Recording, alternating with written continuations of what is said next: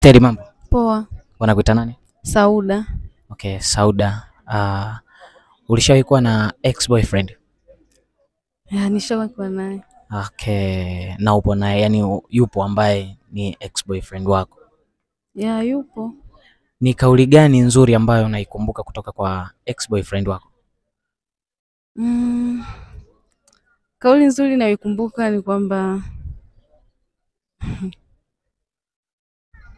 yani aliwahi kuniambia kwamba yani hatutaachana. Hiyo naikumbuka. Lakini kwa bahati mbaya haikuweza kutimia.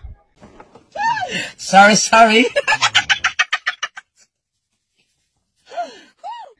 Okay, ni kauli gani mbaya kuliko kauli zote ambazo ex-boyfriend wako alishawahi kukwambia? Kiukweli hakuna kauli mbaya aliwahi kuniambia. Ambayo hata ina kashikashi hivi ambayo ilikuwa inaleta utata, au ulikuwa ukisikia kitu gani akikisema ex-boyfriend wako unajua leo huko ndani hapa kaliki? Yani kwa kauli mbaya kwa kweli hakuwa nazo.